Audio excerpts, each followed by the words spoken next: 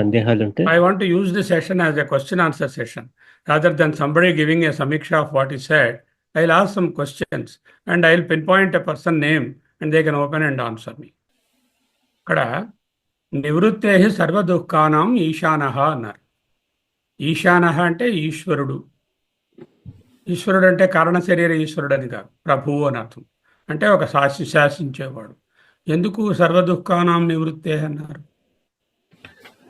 నా అవగాహన ప్రకారము సర్వమును శాసించినది అంటే సర్వ దుఃఖములను తొలగించే సామర్థ్యము కలది తురియం, సమర్థత కలిగినది తురియం. సర్వ దుఃఖాలు తొలగిపోయాయి అన్నారు. ఎందుకు సర్వ దుఃఖాలు తొలగిపోయాయి? ఎందుకు సర్వ దుఃఖాలు తొలగిపోయాయి అంటే ఈ ఉన్న దుఃఖాలన్నీ ఈ విశ్వడు తైజస్సుడు అవస్థలలో ఆ సంసారంలో ఉన్నవి. తురియములకు దుఃఖములు లేవు. తురియములో ఐక్యమైన వాడికి జీవుడికి కూడా దుఃఖములు లేవు. సరే సార్, సర్వ దుఃఖములు తురియం ముందు లేవు, బాగుంది. సర్వభావానం తురియం ఏ విధంగా? సర్వభావానం సర్వ దుఃఖముల నివృత్తి, సర్వ దుఃఖానం నివృత్తి ఎలా జరిగింది? ఎందువల్ల కలిగింది? మిథ్యత్వాత్ సర్వభావానం మిథ్యత్వాత్ సర్వ దుఃఖానం నివృత్తి. సర్వభావములు మిథ్య కనుక విశ్వతత్వ ప్రాజ్ఞ అనేటటువంటి సర్వభావములు గోవింద అయిపోయాయి. కాబట్టి తురియంలో సర్వభావానం మిథ్యత్వాత్ సర్వ దుఃఖానం నివృత్తి. ద్వైతంతో కూడిన సర్వభావములు జాగ్రత్త ప్రపంచ స్వప్న ప్రపంచంలో ఉన్నవి అవన్నీ మిథ్య అని తెలిసింది పోయాయి కాబట్టి దుఃఖములు లేవు. ఓకే, తర్వాత వాట్ ఈస్ వై ప్రభు అండ్ ఈశా రెండు వర్డ్స్ ఎందుకు పెట్టారు? ప్రభు అండ్ ఈశా. ఈశా అంటే శాసించేవాడు, ఈశుడు. ప్రభు అన్న అదే అర్థం. ఎందుకు రెండు వర్డ్స్ వచ్చాయి? చెప్పారు మీరు.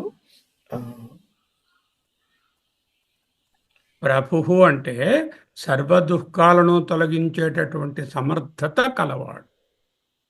ఈశుడు అంటే సర్వ దుఃఖములు లేనివాడు. అంటే తనయందు సర్వ దుఃఖములు లేకపోవడమే కాకుండా తురియము తనను ఆశ్రయించిన వారికి, అంటే తురియాన్ని తెలుసుకున్న వారికి సర్వ దుఃఖములను తొలగించే సమర్థత కలది. అంటే తురియ విజ్ఞాన has got the capacity to annul all dukkha's of others also. That's why it is called Prabhu. ఈశానః సర్వ దుఃఖానాం నివృత్తేః ఈశానః. ప్రభుః సర్వ దుఃఖములను తొలగించే సమర్థత కళ అని అర్థం. అందులో లేకపోవడమే కాదు, దాన్ని ఆశ్రయించిన వారికి దుఃఖాన్ని నివృత్తి అంటే ఏంటన్నమాట, తురీయము ఏ దుఃఖములు లేవు. సరే, కానీ మనకేం ఉపయోగం? నా దుఃఖాన్ని పోగొడుతుంది అది. అది ఆ సమర్థత కలిగింది, అందువలన ప్రభువు అంటుంది అది. ఓకే, నెక్స్ట్ కమల గారు ఓపెన్ చేయండి. అవ్యయ అద్వైత, ఈ రెండు పదాలను చెప్పండి. అవ్యయం అంటే ఇండిక్లైనబుల్, మనం చేయలేం. అంటే సర్వభావాలు మిథ్య అవ్వడం. అదేంటి అవ్యయం అంటే ఏమిటి చెప్పండి. అవ్యయం అంటే అది ఇండిక్లైనబుల్ అని చెప్పారు. ఇండిక్లైనబుల్ సరే, పిల్లి అంటే మార్జాలం అని చెప్పాను. What is అవ్యయ? తురీయం అవ్యయం, అది దేంతో మనం కంపేర్ చేయలేం కదా. అలా కాదండి, అవ్యయము అంటే వ్యభిచరించనిది. నా వేతి స్వరూపాత్ అన్నమాట చెప్పలేరా? నా వేతి స్వరూపాత్ నా వ్యభిచరేతి, అది ఆయన భాష్యం. నుండి మారదు, అందువలన అవ్యయం. ఓకే, అవ్యయం అనగానేమి?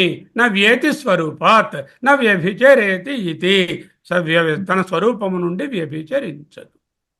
అంటే సాదృశం త్రిషు లింగేషు సర్వాసు చ విభక్తిషు వచనేషు సర్వేషు ఎన్న వ్యతి తదవ్యయం. మూడు లింగములయందు, మూడు విభక్తులయందు, మూడు వచనములయందు ఏది మార్పు చెందదో అది అవ్యయమని వ్యాకరణ సూత్రం. అలాగే ఏ అవస్థలలోనూ ఏ వీటితోనూ కూడా ఏ అంటూ లేకుండా ఏ మార్పులు చెందకుండా ఉంటుంది.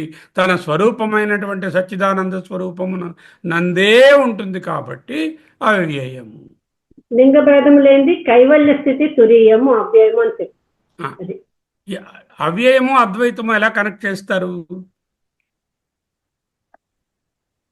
అద్వైతం యతః అవ్యయం తతః అద్వయం, యతః అద్వయం తతః అవ్యయం. ఎందువలన అవ్యయము అందువలన అద్వయము, ఎందువలన అద్వయము అందువలన అవ్యయము. ఏమిటండి ఇది? వ్యయము చేయాలంటే ఏమిటి? మార్పు చెందించాలి. మార్పు చెందించాలంటే ఏమిటి ఉండాలి? ఇంకొకటి ఏదైనా ఉండాలి. అవును. ఇంకొకటి ఉండాలంటే అక్కడ టైము, ప్లేసు, పర్సను, ఇన్స్ట్రుమెంటు ఏదో ఒకటి ఉంటేనే కదా మారుతుంది. ప్లేస్, కాలాతీతం, దేశాతీతం సంబంధించి అవేం లేవు. అక్కడ కాలం లేదు, దేశం లేదు, మార్చడానికి మరో వస్తువు లేదు. అంటే ఒక్కటే ఉంది, ఒక్కటే. అంచేత అది అవ్యయం. ఎందుకు అద్వయమైందో అందువల్ల అవ్యయం. అవును. రెండవది ఎందుకు లేదు. అవ్యయమైందో అందువల్ల అద్వయం. ఎందుకంటే మార్పు లేదు కాబట్టి ఒక్కటే అయిపోయింది. ఇంక మార్పు చెందలేదు కాబట్టి అద్వయం మార్పు జరగడానికి మరొక వస్తువు ఉండాలి. ఉండాలి. అది లేదు కదా. ఇక్కడ ఏది లేదు కాబట్టి, రెండవది లేదు కాబట్టి అది తురీయం. రెండవ లేదు కాబట్టి అవ్యయం. తురియం వదిలేయండి, మనం అవ్యయాన్ని విశ్లేషిస్తున్నాం. అవ్యయం. అది అవ్యయం రెండవది. ఎందుకు అవ్యయము? రెండవది మార్పు చెందించడానికి కావలసినటువంటి సామగ్రి ఏది ఇంకొకటి లేదు కాబట్టి వ్యయకరణస్య ద్వితీయస్య అభావాత్ అని చెప్పాను. వ్యయకరణము చేయుటకు రెండవది లేని కారణము వలన అవ్యయము. అదే ఓకే. మరి ఎందుకు అద్వయం ఎందుకైంది? యస్మాత్ సర్వభావానాం మృషత్వాత్ రజ్జుసత్వత్. యస్మాత్ దేని ఎందైతే సర్వభావములు అంటే ఇవన్నీ ప్లొరాలిటీస్ అన్నీ కూడా మృషత్వాత్ మిథ్య కనుక. ఎలాగా? రజ్జు సర్పవత్. అంటే సర్వభావాలు మిథ్య అవ్వడం వల్ల అదే తాడే సత్యం అనుకుంటాం, కానీ సర్వము మిథ్య. అప్పుడు త్రాడలా ఉంచండి. సర్వభావములు మిథ్య అవడం వలన ఒక్కటే మిగిలింది. ఆ మిగిలింది కాబట్టి అద్వయం. అది అద్వయం. So you have to read a lot, you people. అపనయన కాలే అద్వయ అని అక్కడ కూడా పెట్టారు. అధ్యారోపకాలే చతుర్థం, అపనయన కాలే అద్వయం. అద్వయం. ఓకే, సత్యం ఒక్కటే ఉంది. సరే సరే. తర్వాత ఎవరు ఓపెన్ చేయడానికి వీల్లేదు కొంత. సార్ హరి ఓం, నేను చెప్పనా సార్? మీరు చెప్పండి. విభు. సార్ హరి ఓం. విభు అంటే ఈ మూడు అవస్థలను ఆత్మరూపంగా వ్యాపించి ఉండేది అని చెప్పబడ్డది. సర్వవ్యాపకత్వము వలన విభు వ్యాపి. వ్యాపి అదే ఆత్మ అన్న విభు అన్న ఒకటే అర్థం. ఒకటే. ఆప్నోతి ఇది ఆత్మ పొందేది, అన్నిటిని వ్యాపించేది. అదే అదే విభు అన్న వ్యాపక. విష్ణు అన్న అదే అర్థం. దేశ కాల వస్తు పరిచ్ఛేదం కూడా అంతటా వ్యాపించి ఉండే తత్వము విష్ణు, విభు, ఆత్మ ఒకటే అర్థం. అదే. Okay sir. ఓకే. దేవ అన్నారు. ఎందుకు దేవ? విభు అంటే జ్యోతనాత్ దేవ, స్వయం ప్రకాశ స్వరూపము దేవ. దేవతల లిస్టులో ఈయన పేరుందండి, అందువల్ల ఈయనేమో అలా కాదు. దేవతలు అనేవాళ్ళు ఈయన ప్రకాశం వల్లే ఉన్నారు, ఈ ఆత్మ ప్రకాశం వల్లే. దేవ అంటే జ్యోతనాత్ అంటే స్వయం ప్రకాశాత్ దేవ. అక్కడ ఏమేమి పదాలు ఉన్నాయి ఆ కారికలో? అంటే స్వయంగా ప్రకాశించేది కనుక. ఈశానః అంటే సర్వమును శాసించేవాడు. ఎందువలన? సర్వ దుఃఖానాం నివృత్తే, అన్ని దుఃఖములు పోయాయి. దుఃఖాలు ఎక్కడున్నాయి? విశ్వతేజస ప్రాజ్ఞులలో ఉన్నాయి. విశ్వతేజస ప్రాజ్ఞులను తీసివేసిన నా అంతఃప్రజ్ఞం, నా బహిష్ప్రజ్ఞం, నా ప్రజ్ఞాన ఘనం అనేటటువంటి అవస్థలో ఉన్నాం కాబట్టి సర్వ దుఃఖములు పోయాయి. కాబట్టి ఈశుడు. ప్రభు అంటే ఏమిటి? తాను సర్వ దుఃఖములు లేకుండా ఉండే తత్వం కాకుండా ఇంకొకరికి కూడా సర్వ దుఃఖాలు లేకుండా చేసేటటువంటి తత్వం కాబట్టి ప్రభువు. అద్వయ ఎందుకు? సర్వభావానాం మృషత్వాత్, అన్ని భావములు మిథ్య కనుక ఉన్నది మిగిలింది ఒకటే కాబట్టి అది అద్వైతం. ఏదో అద్వయం కాబట్టి ఇంకొకటి లేదు కాబట్టి మార్పు చెందే అవకాశం లేదు కాబట్టి మార్పు చెందించడానికి ఏ వస్తువు, శక్తి, పవర్ ఏది లేదు కాబట్టి అవ్యయం. దేవ అంటే స్వయం ప్రకాశము. విభు సర్వవ్యాపి. ఇది ఎవరు? తుర్య, తుర్యము లేక ఆత్మ. చెప్పండి చెప్పండి సార్. సాధర్మ్య విధర్మ్య విచారము ఉమ్. అంటే ఏమిటి? అంటే ఒకే రకం ధర్మాలు ఉన్నవి, విపరీతమైన అంటే విలక్షణమైన ధర్మాలు ఉన్నవి, అవి అవి విచారించడం అంటే వాటి గురించి చెప్పడం, అంటే రెండింటిలో అంతకంటే ఎక్కువ వాటిని కంపేర్ చేయడం, కంపేర్ చేయడం, కామన్ గా ఉన్నవేమిటి? సాధర్మ్య. విలక్షణంగా ఉన్నవేమిటి? అది విధర్మ. విధర్మ. విధర్మ దాని భగవద్పాదులు ఏ భాషలో చెప్పారు? సాధన సాధర్మ్య విధర్మ్య విచారం అనేది ఇక వేదాంత పరిభాష. భగవద్పాదులు ఇంకా సింపుల్ పరిభాషలో చెప్పారు. కార్యము కారణము సామాన్య సామాన్య విశేషాభావాత్. సామాన్య అంటే సాధర్మ్య, విశేష అంటే విధర్మ్య. సామాన్య విశేష. ఎక్కడ చేస్తున్నాం ఈ విచారం? విశ్వత అదే పాదాలు, 4 పాదాల్లో విశ్వాదీనాం విశ్వడు మొదలైన చతురాణం పాదానాం. విశ్వడు మొదలైన 4 పాదముల యందు సాధర్మ్య విధర్మ్య విచారము చేస్తున్నాం. ఓకే. ఎందుకు? సామాన్య విశేష భావ నిరూప్యతే. సామాన్యము విశేషము అనే విధముగా నిరూపించడానికి. ఎందుకంటే నిరూపించడం సామాన్యం ఇవి కామన్ గా ఉన్నాయి, ఇవి కామన్ గా లేవు, ఇవి కామన్ గా వేరువేరుగా ఉన్నాయని చెప్పడం ఎందుకు? తుర్యాన్ని తెలుసుకుంది. తుర్య యథాత్మ్యావధారణార్థం, తుర్యము యొక్క యథార్థ స్వరూపాన్ని నిర్ధారించుట కోరము. సామాన్య విశేషాభో నిరూప్యతే తుర్య యాథాత్మ్యావ అవధారణార్థం. తురీయము యొక్క యాథాత్మ్యం యథార్థ స్వరూపమును అవధారణార్థం నిరూపించుట కొరకు. To establish the real nature of తురీయం. ఈ సామాన్య వైధర్మ్య విచారము చేస్తున్నాము. మరి తురీయం ఎందుకు తెలుసుకోవడం? Why do you want to know Turiyam? You can as well know about Gondamakatha cinema. Why are you knowing Turiyam? తురియన్ నేనే కనుక ఆ తురియన్ నా గురించి నేను తెలుసుకోవద్దు, ఎవరి గురించి తెలుసుకోకపోతే పర్వాలేదు. నా స్వరూపం అది తురియం, దాన్ని నేను తెలుసుకోను. అది మోక్షం, అదే జ్ఞానం, ఉన్నది ఒకటే సాధనం, అది నేనే. దాని గురించి ఎందుకు తెలుసుకుంటా. సో సాధర్మ్య విధర్మ్య విచారం ఎందుకు? సామాన్య విశేష భావ నిరూపణ. సామాన్యము విశేషము, సాధర్మ్య వైధర్మ్యము అనేటటువంటివి విశ్వాదీనాం చతురాణం పాదానాం సామాన్య విశేష భావో నిరూప్యతే. For what? తుర్య యథాత్మ్య అవధారణ. తుర్యం యొక్క యథార్థ స్వరూపాన్ని తెలుసుకోవడం. ఈ తుర్యం యొక్క యథార్థ తెలుసుకుని నాకేం లాభం? నాకు 5 లక్షల రూపాయలు వస్తాయో దట్ ఇట్స్ మోక్ష, దట్ ఈస్ యువర్ అంత. అర్థమైందా? I think the better way to put across to you people is to question you and then get it out, rather than theoretical. Very much. 11వ మీరు రవి ప్రకాష్ మీరు చూడండి. అమూల్య ఓపెన్ చేయగలుగుతున్నారా? చేయటంలే. పోనీ మీరు open చేయండి రవి ప్రకాష్. ఇక్కడ సాధర్మ్య విధర్మ్య లేక సామాన్య విశేష అనే దాంట్లో ఏమిటి కంపేర్ చేస్తున్నారు? What are the things that are being compared? ఒక విధంగా చెప్పాలంటే 4 పాదాలు, ఇంకోలా చెప్పాలంటే 3 పాదములను విశ్లేషించుకుంటే 4వ పాదం. 4 పాదాలే చేస్తున్నాం. ఎందుకు? 4 పాదాలు విచారం చేసి 3టిని తోసేస్తాం, ఒకటి ఉంచుకుంటాం. ఇంకా చేస్తున్న విచారం 4 పాదాల మీద చేస్తున్నాం. ఏమిటి చేస్తున్నారు ఆయన? 11వ కారికలో విశ్వ తేజసౌ కార్యకారణ బద్ధౌ. విశ్వడు తేజస్సుడు అనేవాడు కార్యంతోనూ కారణంతోనూ కండిషన్ అయి ఉన్నారు. బద్ధం అంటే తాడేసి కట్టబడి ఉన్నారు. They are conditioned, they are associated with, they are located in, they are limited by. కార్యకారణ బద్ధౌ విశ్వ తేజసౌ.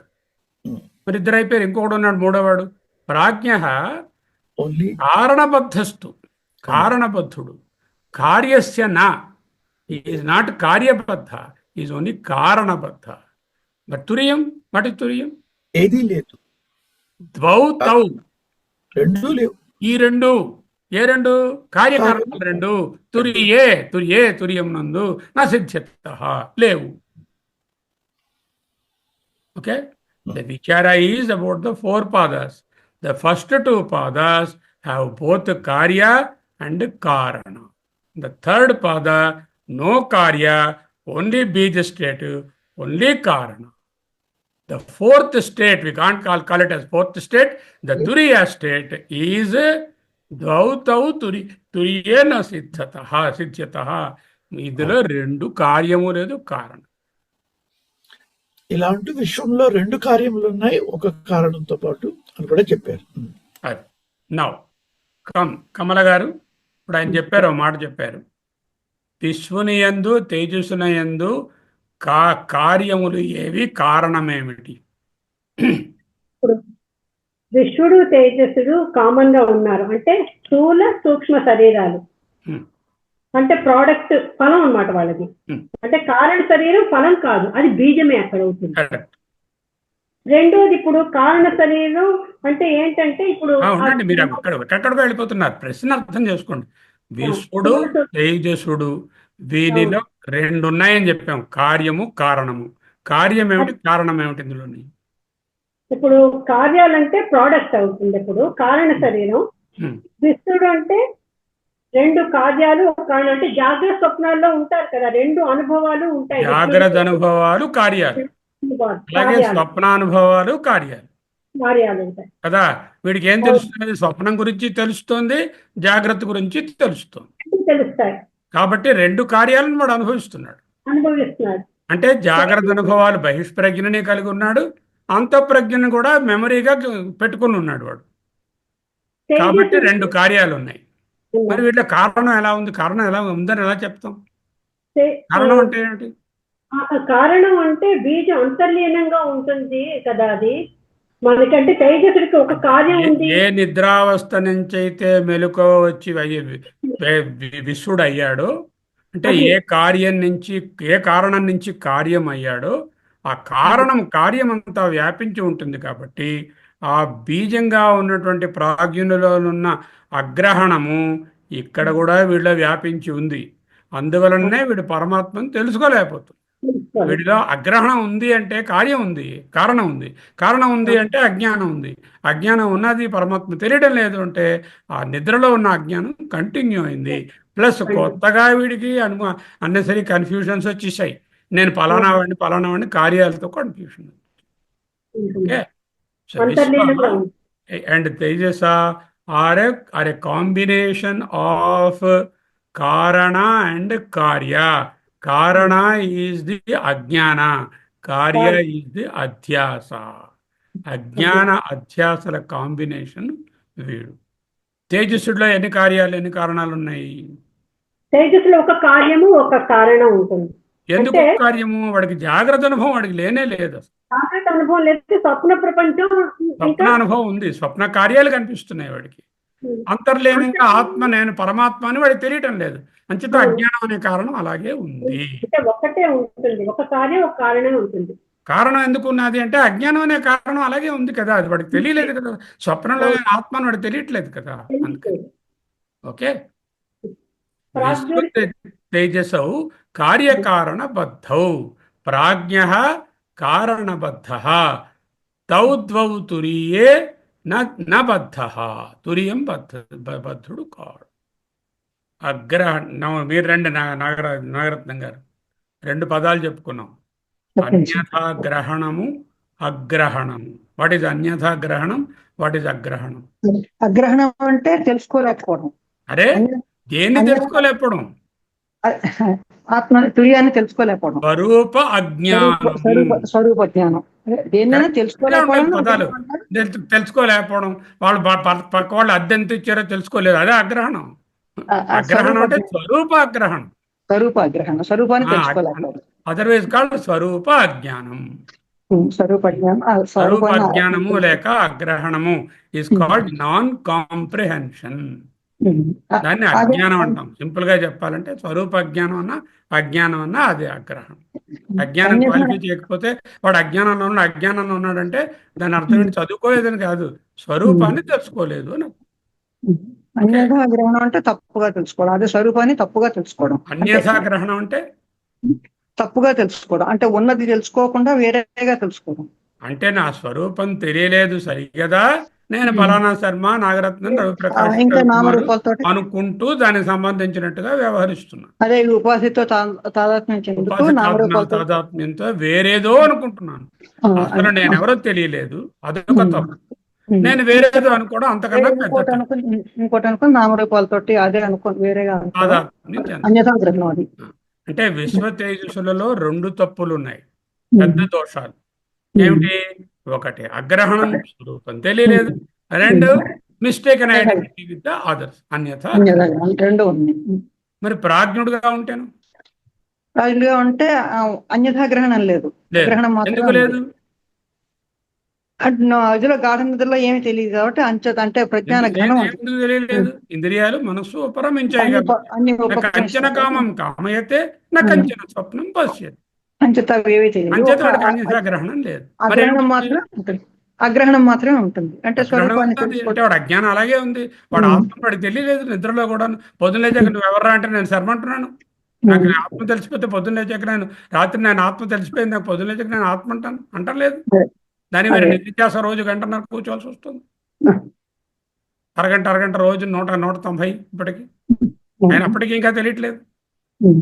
అది ప్రాజ్ఞుడుగా ఉంటే కూడా పెద్ద దోషం అగ్రహణం మాత్రం. అగ్రహణం. సరే, రవిప్రకాష్ గారు, తురియం. తురియంలో తురియంలో ఏ దోషంలో లేవు. ఎందుకు లేవు? జ్ఞానముతో ఉండి ఐక్యమైపోయాం కాబట్టి సర్వభావానాం ప్రపంచం లేదు. అదే answer.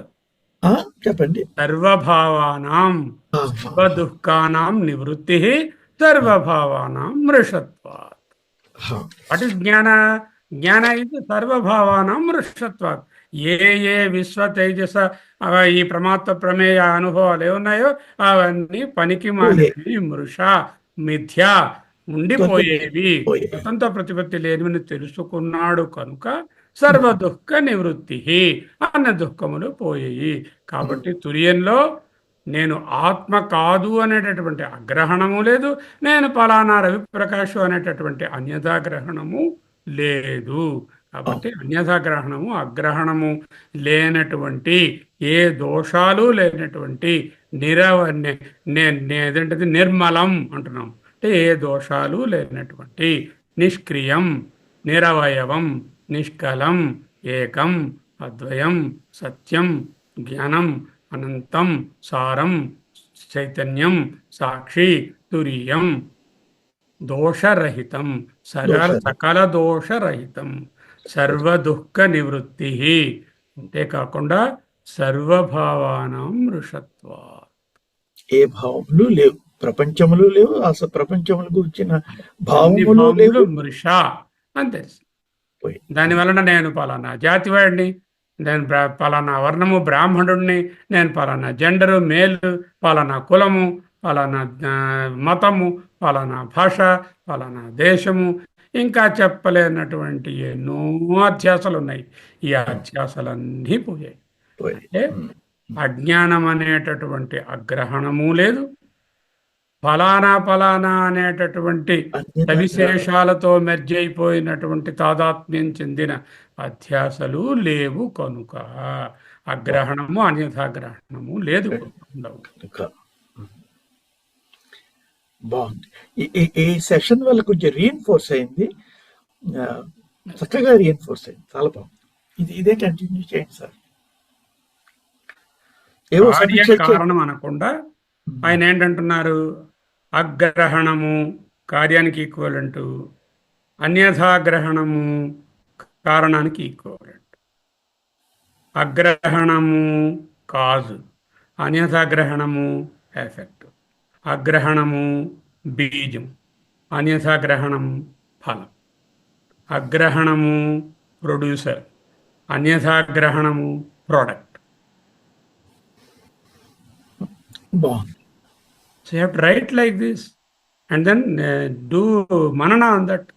This is not nididhyana. You have to again and again do manana on that. Yeah. రాసుకోండి ఒక్కొక్కడు. కారణం ఈజ్ ఈక్వల్ టు అగ్రహణం ఈజ్ ఈక్వల్ టు స్వరూప అజ్ఞానం ఈజ్ ఈక్వల్ టు బీజం is equal to the producer. Okay, రెండు line. కార్యం is equal to అన్యథాగ్రహణం is equal to effect is equal to product is equal to ఫలం ఈజ్ ఈక్వల్ టు విశ్వ and తేజస్. The first one is equal to ప్రాగ్. ఇన్ని లైన్లు రాస్తే, ఇన్ని పదాలు, ఆ పదాలన్నీ ఒకటే అని తెలిస్తే అప్పుడు ప్రాజ్ఞుడన్నా, బీజమన్నా, కారణమన్నా, అగ్రహణమన్నా ఒకటే అని తెలుస్తుంది కదా. ఓకే, గురుగారు ఇప్పుడు లాస్ట్ కాన్వర్సేషన్ ఉంటుందా రికార్డ్ లో? ఉంచమంటే ఉంచుతాను దాన్ని. ఉంచండి, ఉంచండి. చాలా ఇంపార్టెంట్ అసలు. ఈ రోజు డిస్కషన్ చాలా ఇంపార్టెంట్ గా అనిపిస్తుంది. Very important. ఇది అందుకే సార్ ఉంచండి. ఉంచండి, చాలా. నేను మళ్ళీ చెప్తా వినండి ఆ, ఒకసారి, మళ్ళీ మీకు అర్థం అవడానికి. కారణం కారణం, అజ్ఞానం, స్వరూప అజ్ఞానం, అగ్రహణం, కాజ్, ప్రాజ్ఞ, బీజం. అయిపోయిందా? నెక్స్ట్ కార్యం, ఎఫెక్ట్, ప్రోడక్ట్, ఫలం, అన్యథాగ్రహణం, విపరీత గ్రహణం అన్నదే విశ్వ తేజస. Now what is the debate here? సాధర్మ్య విధర్మ్య విచారము, సామాన్య విశేష విచారం. ఎందుకు చేస్తున్నాము? తురీయం యొక్క యథార్థ స్వరూపము నెరుంగుటకు. తురి యొక్క యథార్థ స్వరూపం ఎందుకు ఎరగడం? Why don't I know the price of కందిపప్పు? వై ఐఎమ్ ఇంట్రెస్టెడ్ ఇన్ తురియ? Because this is the only thing that gives me salvation. అదే నేను కనుక, అదే మోక్షము కనుక, అదే సాధనము, అదే గమ్యము కనుక. Why Turiya Jnana is so important, so essential for everyone. This is the reason. You understand? ఆత్యంతిక దుఃఖ నివారణ, అదే లక్ష్యం కదా మోక్షం. Please put your mind and heart totally on this. This is the only one which takes you out of this confusion of this world. There is no way we can get out of it. Not by doing anything, not by karmana, na prajaya, na dhanena, only by జ్ఞానేనేవా చెప్తున్నారు కదా క్లియర్గా. బాగుంది. ఇప్పుడు ఆ next కారికలో ఆ కార్యకారణ, దీన్ని కారిక చెప్పేసుకున్నాము. కారికలో ఏం చెప్పారు? తురీయం గారు కారణము కార్యము లేని స్థితి. దెర్ ఇస్ నో అన్యథాగ్రహణం, దెర్ ఇస్ నో అగ్రహణం, దెర్ ఇస్ నో బీజ, దెర్ ఇస్ నో ఫల. అవిద్య, కామ, కర్మ, బీజ, ఫల అని ఇప్పుడు రాస్తుంటారు కదా. బీజ ఇస్ కారణ, ఫల ఇస్ కార్య. Okay, whereas Vishwa fellow and Tejasa fellow, they have got the karya, the effect, the wrong understanding, the misapprehension, anyatha grahana, along with their non-knowing the Atma grahana. The prajna fellow, fortunately, that fellow is not confused with the worldly thing, either bahish prajna or antah prajna. He is totally devoid of anyatha grahana, but only is having agrahana. Okay, let us all sleep, let us be in agrahana. Agrahana is not dangerous. Why? It is not a vikshepa. It is not producing anyatha grahana. But can we always be totally in the sleeping state? If so, then what is the use of being a being? Being a prani. Prani has to do vyavahara. So he has to come into wakeful state. When he comes into the wakeful state, he must not forget that he is temporarily coming and this is all mithya. బాగుంది. Jnanam by itself is not dangerous because it has not become the vikshepa. The ajnana we say is from the tamoguna, the vikshepa is we say from the rajoguna. Keep the gunas away for a while. Let's not confuse with those. Ajnanam per se is less dangerous than anyatha grahana. First, what I have to do? I have to remove the anyatha grahana. విశ్వ తేజస్సులనే అనుభవములు ప్రమాత ప్రమేయ ప్రమాణ ప్రపంచాలు కాదు నిజము అని తెలుసుకోవాలి. అనిద గ్రహణం పోయింది.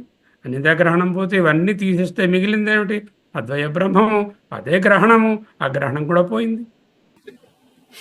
Then I will do it. Shall I do it in this deep sleep?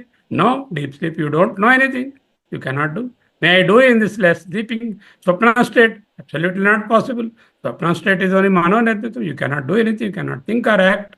You can only do in the Vyavahara state or the Vishwa state. The only state where you can get rid of the Ajnana and Anyadha Grahana or Adhyasa and Ajnana is in the wakeful state. Use that wakeful state for only 4-5 things. 1, the minimum amount of eating to live life. Number 2, the vyayama to keep this body alive and active. Number 3, do only the minimum amount of work as per your varna and ashrama. If you are already 60 or 70, we are all supposed to be in the sannyasa ashrama. And no amount of action is required here. Already nivrutti state. We have to come out. అర్జునుని యుద్ధం చేయమన్నారు కదా అంటే అర్జునుడు ఉండేటటువంటి అవస్థ ఏమిటి, ఆయన వర్ణం ఏమిటి, ఆయన తాలూకా ధర్మం ఏమిటి, ఆయన ఉండేటటువంటి ఆశ్రమం ఏమిటి. ఆయన వర్ణము క్షత్రియ వర్ణము, ఆయన ఆశ్రమము గృహస్థాశ్రమము, ఆయన ధర్మము to follow his brother who is the ruler. So that is a different story. We are not supposed to be the thick and thin of life because we are not in that ashrama, we are not in that varna, we are not in that position. We are in a different phase of life. Our pursuit would be nivrutti and not pravrutti as far as possible. So having said that, whatever little bit actions have to go, the kriyas and the karyas will go. So we are not stopping them. They'll go as they go. I am not involved with them. ఉపనిషత్ చెప్తుంది, సంతానాన్ని విచ్ఛిన్నం చేయకు, పిల్లల్ని కను. పిల్లల్ని కంటే చాలా important. అది ఏ అవస్థ వాళ్ళకి, ఏ వర్ణంలో, ఏ ఆశ్రమంలో ఉన్న వాళ్ళకి. బ్రహ్మచారికి వర్తిస్తుందా సంతానాన్ని కనడం? లేదు. వానప్రస్థునికి వర్తిస్తుందా? లేదు. వర్తించదు. సన్యాసికి వర్తిస్తుందా? వర్తించదు. లేదు. అంటే ఏదైనా ఓ ప్రిస్క్రిప్షన్ ఇస్తే డాక్టర్ గారు ఆ పర్టికులర్ మెడిసిన్ ఆ పర్టికులర్ జబ్బుకే తగ్గినట్టు అక్కడ యుద్ధస్వ విగత జ్వర అన్నారంటే అక్కడికి ఇచ్చిన ప్రిస్క్రిప్షన్ తప్ప అది యూనివర్సల్ ప్రిస్క్రిప్షన్ కాదు. That we have to understand. Having said that, గాలి పీల్చరా, అన్నం తినరా, నడవరా, ఎవరితో మాట్లాడరా, ఖచ్చితంగా చేస్తారు. చేసే తీరాలి. They are not karmas, they are not planned activity. There are only kriyas or karyas which go on and on. And the person jnani is not drenched in that. He just allows them to flow before him, just as a tree watches the flow of Godavari. Without getting involved in that flow. Does the tree watch? Yes, it watches. It doesn't. Yo apsunavam pratishthitam veda pratyeva tishtati. Let the boat be in the water, but let not the water be in the boat. Okay. You must have clear understanding what is the prescription given in a particular adhyaya. Is it a universal prescription or is it a sarvasamanyamayinada? Is it a restricted prescription for a particular person at a particular time for a particular purpose? Beautiful. Why I brought this was, we all have a doubt. Bhagavad Gita always says karma yoga, karma yoga, karma yoga. And the Vedanta says nivritti yoga, nivritti yoga, nivritti yoga. And he says jnana and karma cannot go together. Always you have to come out of karma to get into the jnana. This confusion must be solved in the mind. Yeah. For that reason only I brought it. ఏ ఉపనిషత్తు చూడండి, భాష్యంలో మొట్టమొదటి మొదలు పెడతారు, జ్ఞాన కర్మ సముచ్చయం చేయకు, కర్మ వేరు, కర్మ నీకు మోక్షాన్ని ఇవ్వదు, జ్ఞానమే కావాలి, పదే చెప్తారు. ఎందుకు చెప్తారంటే ఇదిగో ఇందుకే చెప్తారు. పర్టికులర్లీ మన ఆశ్రమంలో మన స్టేజ్ ఆఫ్ లైఫ్లో ఉన్న వాళ్లకు చొచ్చుకొని పోయే ప్రవృత్తి మార్గము సరి అయినటువంటి మార్గం కాదు. అవును బయటికి వస్తున్నటువంటి నివృత్తి మార్గమే సరి అయిన మార్గం. అవును దానికి ఏం చేయాలి? ఆహారము, మితాహారము, మిత భాషణము, వ్యాయామము, స్వాధ్యయనము, ప్రవచనం. Spend beautiful 90% of time on these things only. Swadhyanam, study. Shravana and Manana. And contemplate Nididhyasana. And whatever you learn, expose it and tell it to others. Why? First of all, you will become clear of what you are taught. అవును The best way of learning is teaching. You as a professor, you know very much. How you learned so many things wonderfully, how you are able to explain? Because you taught so many, అవును isn't it? అవును So, pravachana should never be ignored and also should be taken. Whenever there is an opportunity, we have to snatch the opportunity. Whatever it we know, not that we already become Sankara Bhagavad and we can tell everything to everyone. No, never it will happen. You need not wait for that. Be ready You should start decimating the information we collected in a very channelized way to the others. By that, what will happen? There will be somebody sitting like Guru Garu. వాళ్ళు కూర్చుంటారు, మనం మాట్లాడిన దాంట్లో ఏదైనా వ్యత్యాసం ఉంటుంది. Phone చేసి నాన్న ఇలా చెప్పేవారు, నాన్న ఇది తప్పురా చెప్తారు. అవును అలాగే మిగతా వాళ్ళు మీరు మాట్లాడుతుంటే వింటున్న వాళ్ళు ఎవరైనా సరే వాళ్ళకి ఒకవేళ తెలిసి ఉంటే సరిదిద్దడానికి అవకాశం ఉంది కదా. అవును You have to always constructively only think about all the things. ॐ असतो मा सद्गमय तमसो मा ज्योतिर्गमय मृत्योर्मा अमृतं गमय. ॐ शान्तिः शान्तिः शान्तिः. हरिः ओम्.